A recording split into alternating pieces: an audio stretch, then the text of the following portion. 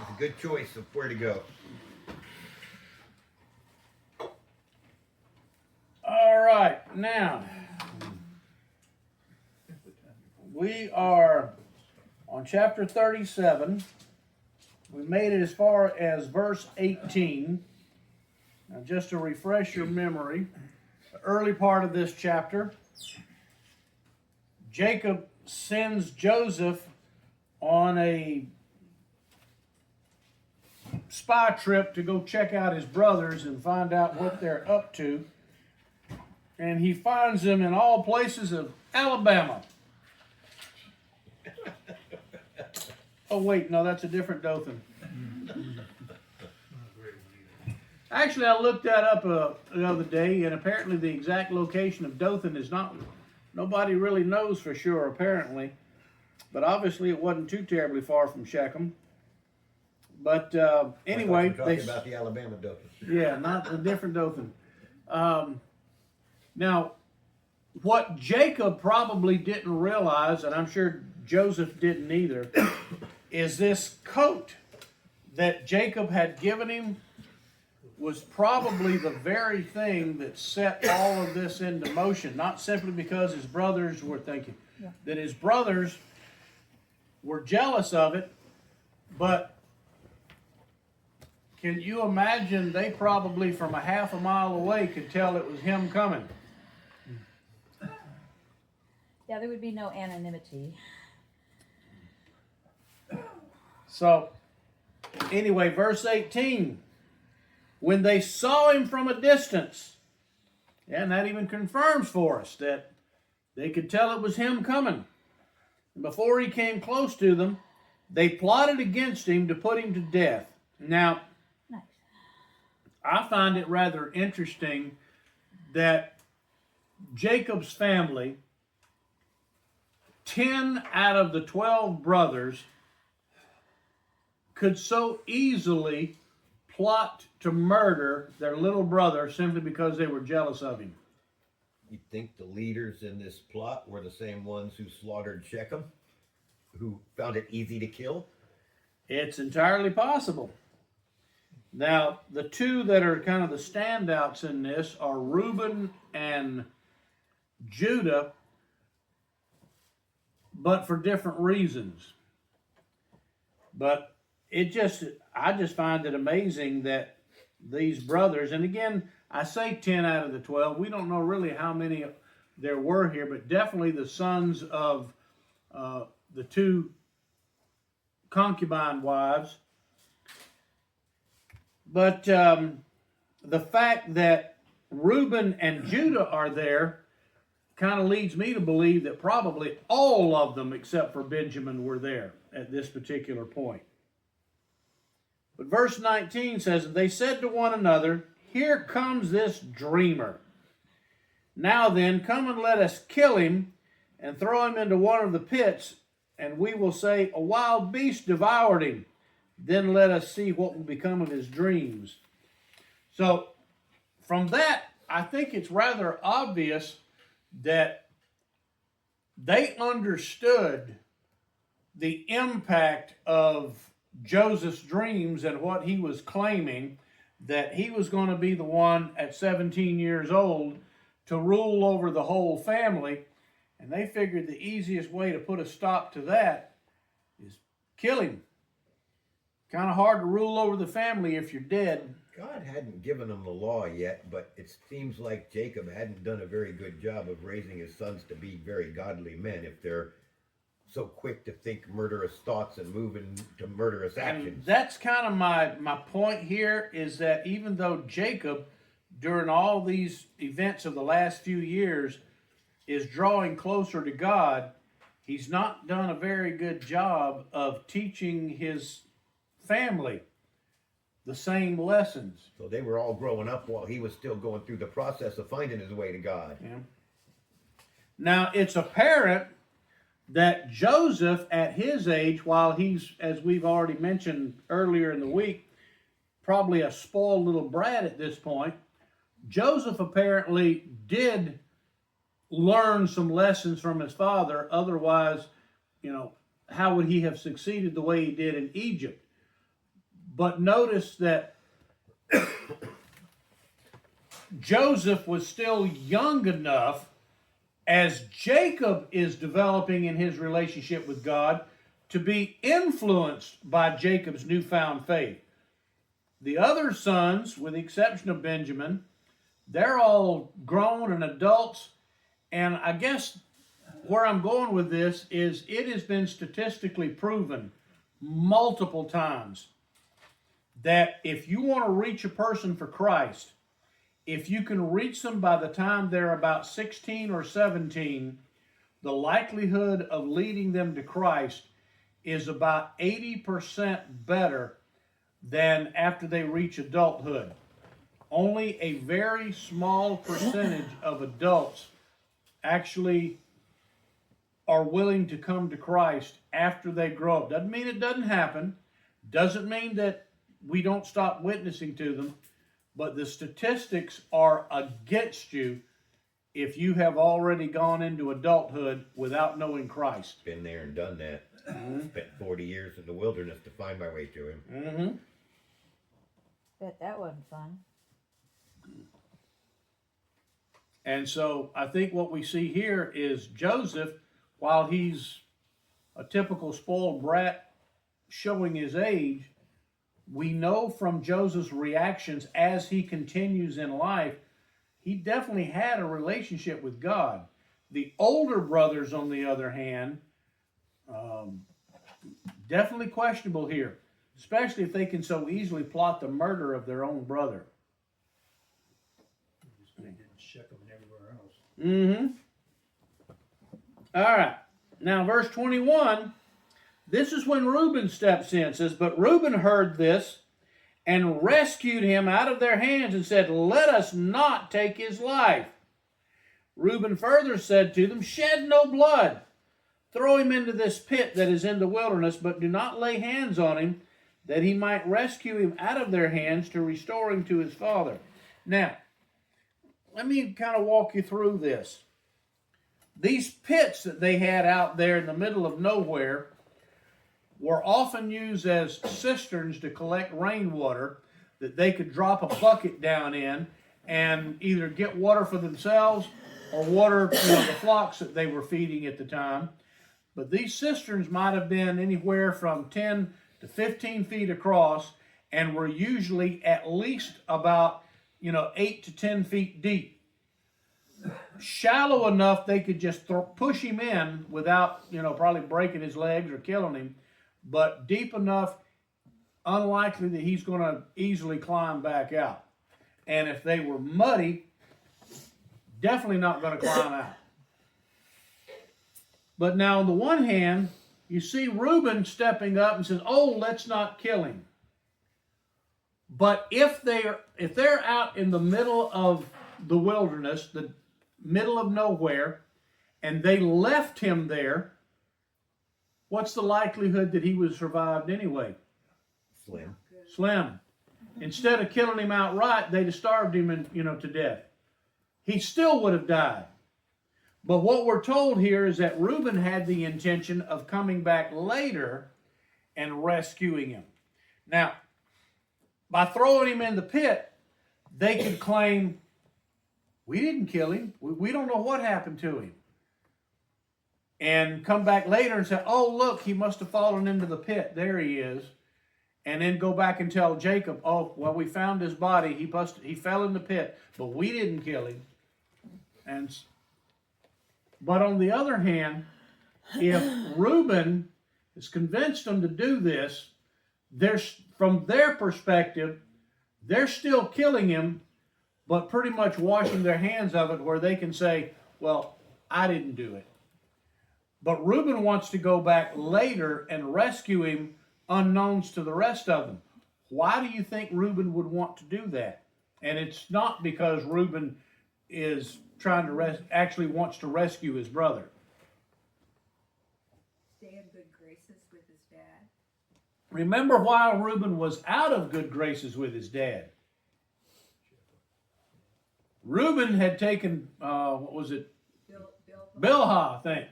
Yeah, Reuben had taken Bilhah to bed, and Reuben was definitely not in Daddy's good graces, because you done slept with one of my wives, your stepmother. Well, what better way to get back into the family's good graces and maybe win his birthright back, but to come running in going, oh, all those other brothers tried to kill Joseph, but I rescued him. And Jacob, being kind of naive as he apparently was, do you think Jacob would have bought that? Good possibility. Well, especially when Joseph backed it up. Exactly. Joseph would have said, hey, they wanted to kill me, but Reuben said, no, don't do it. And we will find out later on, not in this chapter, but in a couple of chapters later, that at this point when they threw him in, Joseph apparently begged them not to, because Joseph knew, if they throw me in that pit and I can't get out and they run off and leave me, I'm dead. And so we're told later that, and by the way, if you want to know when later, it's when they were standing before Joseph as prime minister of Egypt and didn't realize that's who he was. They actually said at that point later on, I told you not to do this. He called out and asked us not, begged us not to do this, and we did it anyway. So anyway, that's when we'll get to that point, is in that little conversation, which is interesting because, and by the way, this may be one of the reasons why God orchestrated this, not simply to put Joseph in the position of prime minister of Egypt, but keep in mind the Egyptians spoke a completely different language from Hebrew. It wasn't even linguistically related to Hebrew. Totally different language. How do you think Joseph became fluent in Egyptian? He had to spend several years in what we today would call immersion. He gets thrown in with Potiphar and his wife, then later in prison. He didn't have any choice but to learn how to speak, the Egyptian language. And so then later, when they're standing before him, and Joseph's all made up in his, the weird makeup and costumes that the Egyptians put on, they didn't have a clue that it was him, and think that since the Bible tells us later on that he was speaking to them through an interpreter, they assumed he didn't understand what they were saying, when in fact he could speak both languages and knew exactly what they were saying. But we'll get to that later on down the line. So at this point, Reuben figures he's going to get in good graces with Daddy and rescue, his favorite boy. Verse 23, so it came about when Joseph reached his brothers that they stripped Joseph of his tunic, the vari-colored tunic that was on him, and they took him and threw him into the pit. Now the pit was empty without any water in it. Now, all that tells us is that there wasn't currently enough rainwater in there for them to, for him to drown or anything of that sort. That doesn't mean that the sides of the pit weren't muddy. And the reason that might actually be important is because if the sides of the pit were completely dry, you can claw your way out of it. If you can get anything, a shoe, a stick, rock, anything, and start digging little pits into it, you can dig hand and foot holes to work your way out. The fact that he could not get out of it kind of tells me, while there might not have been any water actively in it, it was probably still pretty muddy. You can't dig your way out of a mud pit. It just collapses back on you.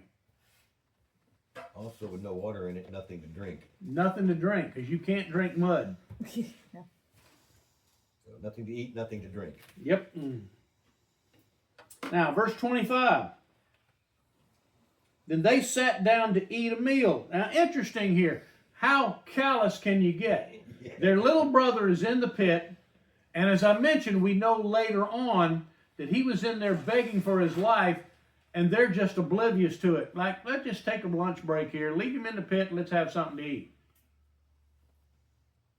What does that tell you about the spiritual condition of the rest of them, including Judah, who of course we know is the forerunner of Christ. Judah is no angel here either. Never was. No. As they raised their eyes and looked, and by the way, as we continue on, you are going to immediately notice that there is what appears to be a contradiction as we continue in this. I'll address that when we get to it. But you'll notice it immediately here when we get to that point. They raised their eyes and looked, behold, a caravan of Ishmaelites. Now you recall they were actually distantly related at this point. So they would have spoken the same language. So the caravan of Ishmaelites was coming from Gilead with their camels bearing aromatic gum and balm and myrrh on their way to bring them down to Egypt. So you got a trade caravan coming this way. Now, it has been proven through other historical sources, including a lot of Egyptian records, that the slave trade between countries north of there, Syria, Gilead, areas of those, and Egypt was very active at the time. So a merchant caravan headed to Egypt. They're presented with a young 17-year-old strapping young man. Hey, you want to buy this guy? They'd have had no problem with it at all. And in fact, apparently, taking slaves down to Egypt was common at that particular point in history. So anyway, got this caravan of Ishmaelites. Verse 26. And Judah said to his brothers, what profit is it for us to kill our brother and cover up his blood? Come and let us sell him to the Ishmaelites and not lay our hands on him, for he is our brother, our own flesh, and his brothers listen to him. So the only redeeming factor in this whole thing is Judah's at least got enough of a conscience here to realize, well, we ought not to kill him because he is our brother, so let's sell him into slavery instead. So I'm not saying Judah's an angel here, but at least Judah's got enough of a conscience not to kill him, not to leave him in this pit. Also, Judah, what does this tell you in addition to feeling a little bit of guilt here? What's Judah's motivation? Money. Absolutely. Judah figures, well, if we just leave him here and die, we get nothing out of this, plus a guilty conscience or knowing we left him there to die. Let's pull him out and sell him. At least we get some money out of the deal. And a 17-year-old young man would have brought top dollar on the slave market back then. Now, you'll see the contradiction. Verse 28. Then some Midianite traders passed by, so they pulled him up, lifted Joseph out of the pit, and sold him to the Ishmaelites for 20 shekels in silver. Thus they brought Joseph into Egypt. All right, what's the problem with this? Ishmaelites and Midianites. There you go. All right, now, the question is, why at one point does it call them Ishmaelites, and then in the next breath calls them Midianites? Two different people. No, actually, that's the problem. Or I should say, not the problem. Midianites actually were related to the Ishmaelites. If you go back and follow the genealogy of Ishmael, the Midianites were descended from and intermarried with Ishmael's descendants. They were, in fact, related to each other, So and Jethro was related to Moses only distantly through Ishmael. because he was a priest of Midian, right? Uh-huh. Okay. But see, here's the issue. It is known, again, from historical records in Egypt and from, this area of the world, Midianite traders regularly rode with and were part of these Ishmaelite caravans. So when they see a caravan that's full of Ishmaelites, it would have been normal for that caravan to have several Midianites mixed in with them. They spoke the same language and they were distantly related. because some of the Midianites descended from Ishmael. So the fact that on one hand it calls them Midianites and then the next breath calls them Ishmaelites, that would have been no different than calling us, a bunch of Americans and then in the next breath calling us Southerners. What's the difference? Except for you two. Those people from out west. Coast. Huh? Left coast. Yeah, that other coast. We're refugees. But you get the idea. They were related to each other. So there is no no contradiction here. It just depended on the context of what they wanted to call them at that point. All right. Now, in verse 29, if you're going to ask me where was Reuben during all this, the Bible doesn't tell us. For whatever reason, Reuben clearly had left. Now, we know he probably didn't go to get something to eat because they had something to eat while Joseph is sitting there in the pit begging for his life. We have no idea why Reuben wasn't there at the time. Verse 29 rather, says, Now Reuben returned to the pit, and behold, Joseph was not in the pit. So he tore his garments, and he returned to his brothers and said, The boy's not there. So where did Reuben go? That's just what I'm saying. We don't know. He didn't run off to tell Dad. No, that would have been too long of a trip. He might have gone into town. I mean, we're just not told. All we know is that Reuben was there to say, don't kill him, let's throw him in the pit. And then Reuben leaves and goes somewhere. But we don't know where he went or how long he was gone. Burger King. Yeah, maybe. But while ever he was gone there at Burger King, the rest of them already apparently had something to eat. And then they see the caravan coming. They pull him out, sell him to the Ishmaelite traders, who by this point have already taken off and gone. And now Reuben comes back. So clearly he was gone for at least 2, 3, 4 hours. But comes back thinking, well, Joseph will still be in the pit. My guess, if Reuben's motivation was to come back later after the rest of them had left, figuring he's going to find Joseph still in this pit and rescue him and run home to Daddy, Reuben probably left intentionally in order to distance himself from the rest of them so that he could sneak back later. Okay, makes sense. But now where he went, we don't know. But when he comes back, he goes to the pit, lo and behold, Joseph's not there. And he thinks, uh-oh, what did they do? My plan to rescue Joseph just goes out the window. I bet they've pulled him out and killed him. So he hunts down the rest of his brothers and says, where'd he go? What am I going to do now? Now, whether the rest of them knew what he was asking or what, I'm sure the rest of the brothers had no clue what he was cooking up. So when he says, what am I to do, was probably just a rhetorical question. I don't think he would have expected an answer from his brothers. So, where am I? What's that?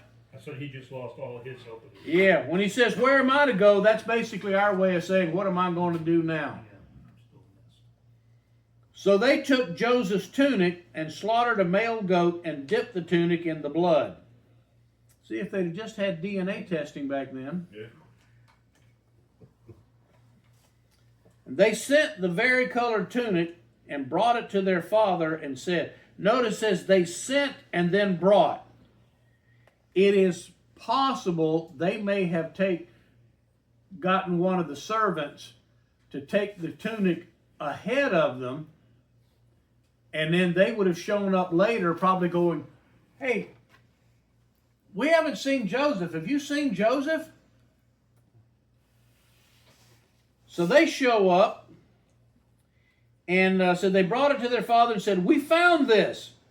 Please examine it to see whether it is your son's tunic or not. Notice how they describe this. It's not our brothers, Yeah. your son. Not our brother, it's your son.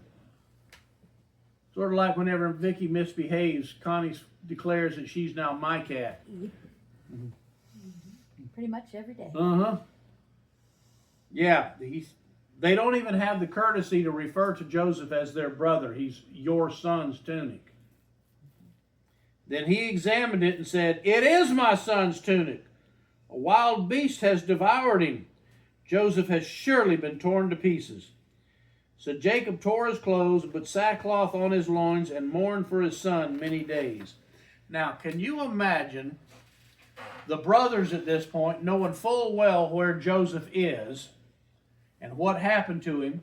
Their dad is mourning because he thinks Joseph is dead.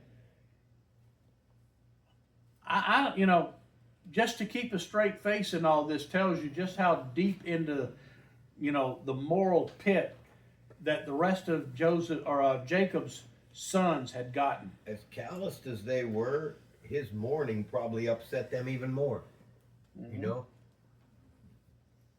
Rather than having any compassion for his father's mourning, they were probably angry at it. It just tells you that, if you don't do a good job of teaching your kids about Christ, of course, in Jacob's position, there was no Christ yet, but teaching them about God, and in our case, about Christ, the consequences are just, you awake over there? Yep, I am. The consequences are just devastating. And you see 10 out of his 12 sons, and notice at this point we're not told anything at all about Jacob's daughters. We know he had some besides just Dinah, but never mentioned. But definitely the boys, they've sunk into deep morally. Verse 35. Then all his sons and all his daughters. And again, this is proof here. Notice daughters, plural. He did indeed have more than one, but we just don't have any idea how many. All his sons and all his daughters arose to comfort him, but he refused to be comforted. And he said, "Surely I will go down to Sheol." And by the way, in some of the other versions of the Bible, just says either to the grave or something of that sort. Sheol is just a Hebrew word for the place of the dead. It was kind of a catch-all word that just basically we would probably translate it as go to the grave. "Surely I will go down to Sheol in mourning for my son." So his father wept for him. Meanwhile, and notice again, now we're back to calling them Midianites. The Midianites sold him in Egypt to Potiphar, Pharaoh's officer, the captain of the bodyguard.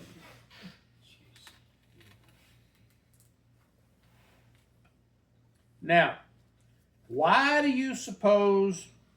Now, I realize that God ultimately is directing all this, but from the Midianite/Ishmaelites perspective, why do you think Potiphar of all people?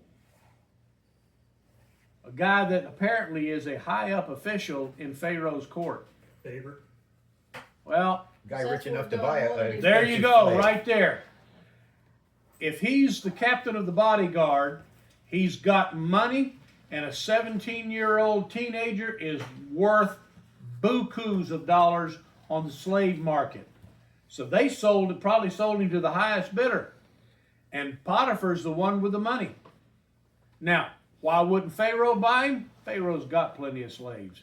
He don't need any more. But Potiphar was probably looking for somebody young and strapping that he can put to work there on his estate, who can actually lift and is young enough to be trained.